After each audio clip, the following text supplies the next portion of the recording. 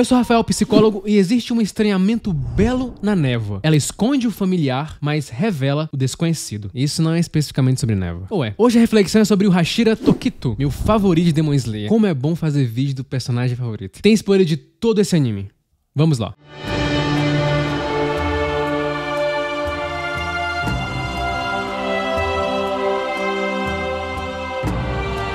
A história do Tokito e sua mudança por si só é algo muito belo. Chega um período em nossa vida que passamos a entender melhor nossas emoções e começamos a nos questionar como vivíamos da forma anterior. Existe uma beleza e uma vantagem em se aprofundar nas próprias emoções. Tokito é um personagem que, quando aparece pela primeira vez, parece ser alguém bastante frio e pragmático, alguém sem muitas emoções. E quando conhecemos a história dele, percebemos que ele não era assim e que as circunstâncias acabaram o tornando alguém mais frio e metódico no geral. Memórias, traumas, frieza e emoções.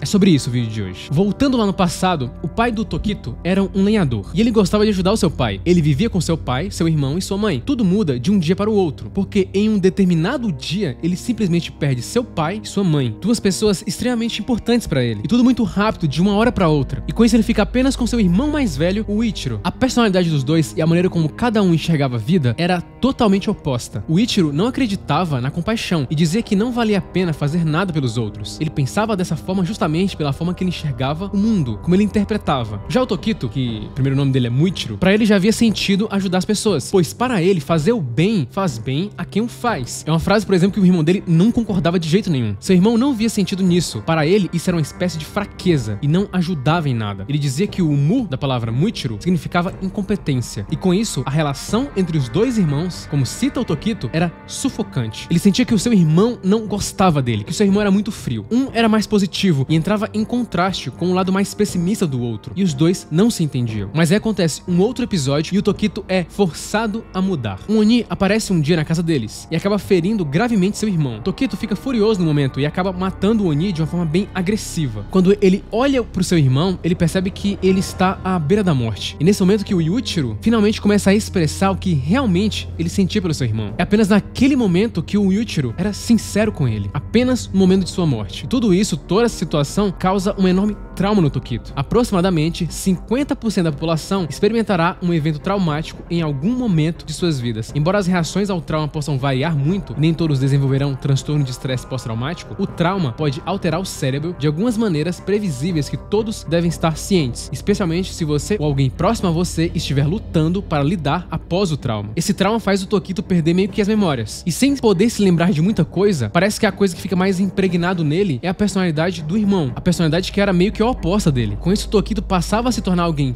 frio e indiferente a tudo. E tudo isso por causa da perda de suas memórias. Evidências de pesquisas qualitativas sugerem que na idade adulta jovem, após o trauma, a identidade é construída através das lentes de experiências traumáticas que podem moldar a compreensão de si mesmo de forma negativa e positiva. Experiências de vida negativas não resultam necessariamente em resultados negativos em termos de desenvolvimento de identidade e indicam que diferenças individuais podem ocorrer ao processar experiências traumáticas, dependendo de diferentes fatores, como, por exemplo, centralidade do evento. Ou seja, a resposta ao trauma depende de cada um. Mas agora, com isso, o Tokito é outra pessoa. Como cita o pesquisador Ivan Esquerdo, somos aquilo de que nos lembramos. Não se cria a partir do nada, cria-se a partir do que se sabe, e o que sabemos está em nossas memórias. Com isso, o Tokito se torna bastante pragmático e começa a dizer tudo o que vem à mente, sem se importar muito como o outro vai reagir a isso. Então ele vai citar frases do tipo: a vida de um Hashira vale mais porque ele consegue salvar mais pessoas, ou você é um simples ferreiro. Quando ele conhece o Tanjiro cita pra ele que ele não tem noção alguma de como falar, de como lidar com as pessoas. Só que parece que não necessariamente o Tokito faz com a intenção de machucar o outro. De fato, é uma dificuldade dele de se colocar no lugar da outra pessoa. Um dos motivos que poderia explicar o esquecimento dele é que o nosso cérebro tenta nos proteger, fazendo a gente esquecer algumas coisas, principalmente quando o evento é muito traumático e quando a gente tem uma dificuldade enorme de lidar com ele. Se o cérebro registra um trauma avassalador, então pode essencialmente bloquear essa memória no processo chamado dissociação ou distanciamento da realidade. O cérebro tentará se proteger. A dissociação causa falta de conexão nos pensamentos, memória ou senso de identidade de uma pessoa. Uma forma grave e mais crônica de dissociação é observada em doenças mentais e formas raras de transtornos dissociativos, como o transtorno dissociativo de identidade, algo que poderia ter acontecido com Tokito. Então o cérebro dissocia para a pessoa se proteger. Vou falar mais disso no vídeo da Kanao. Para Tokito, agora é como se ele não fosse mais a mesma pessoa de antes. Agora ele é alguém frio e pragmático, basicamente o oposto do que ele costumava ser. Só que de alguma forma todo esse pragmatismo ajuda ele a se tornar Hashira, porque parece que ele costuma tomar mais decisões sábias e calmas. Porque um ponto importante é que ele consegue manter a calma em situações extremas. E grande parte da nossa experiência momentânea resulta da interação de duas partes do cérebro. Quando você entender essa interação, você entenderá muito sobre como a mente funciona. O lobo pré-frontal do córtex cerebral desempenha as funções de análise lógica, planejamento para o futuro e autocontrole. O sistema límbico é responsável pela motivação e emoção, com uma parte particularmente importante, a amígdala, desempenhando um papel fundamental na resposta de luta ou fuga e sentimentos de medo e raiva. Podemos dizer que esse comportamento do Muichiro é muito mais focado em seu córtex pré-frontal do que da amígdala. Ele consegue controlar bem isso. O funcionamento do córtex pré-frontal é racional e lógico, pelo menos em grande medida. Já o funcionamento do sistema límbico, que envolve a amígdala, é dominado pela emoção. É só você comparar dois personagens. O Muichiro é o oposto do Inosuke, por exemplo, que age muito mais pela emoção. Kahneman, em seu livro Rápido e Devagar, um dos grandes livros escritos sobre cognição e tomada de decisão, de forma clara e acessível, popularizou a ideia de que podemos dividir a mente humana em dois domínios, que Daniel Kahneman identifica como Sistema 1 e Sistema 2. O Sistema 1 é um processo rápido e automático, que dimensiona rapidamente uma situação e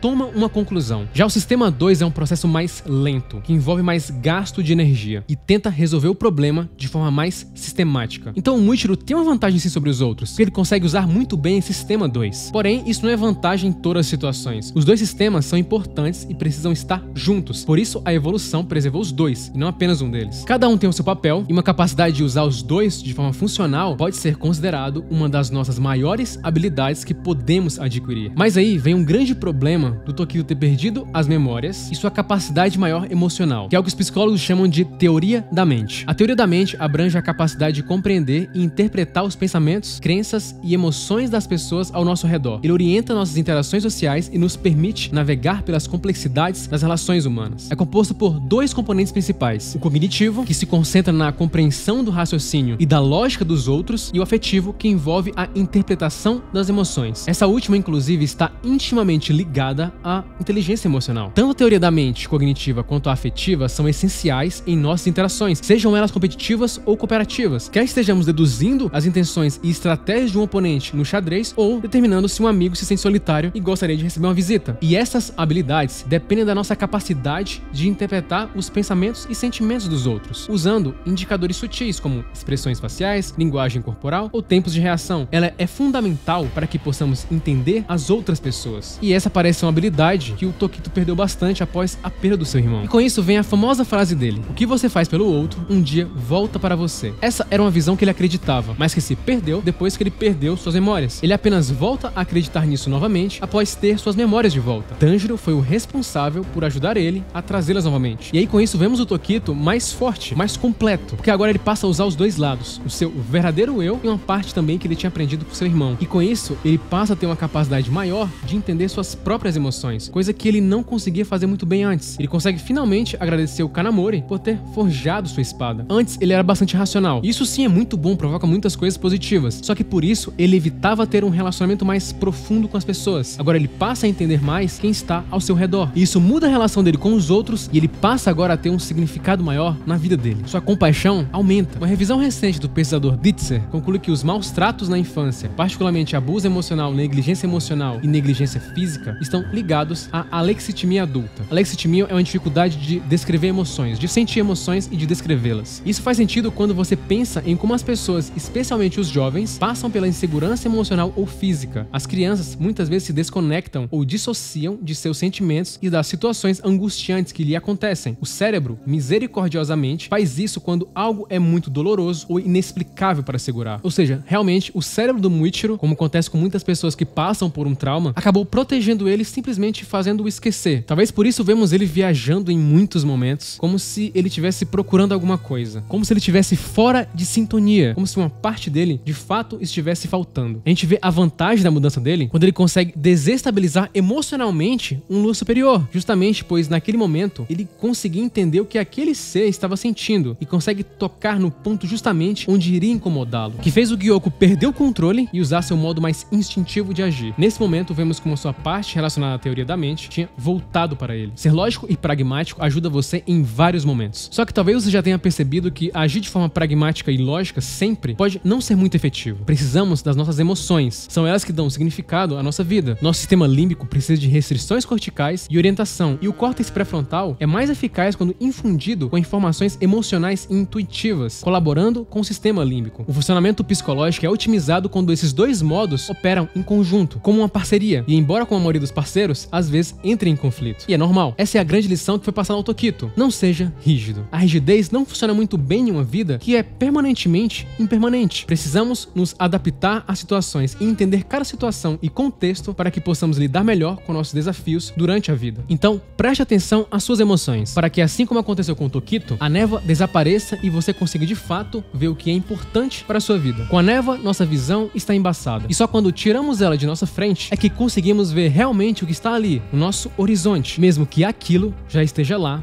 há muito tempo. Curta, se inscreva e compartilhe. É apenas o começo.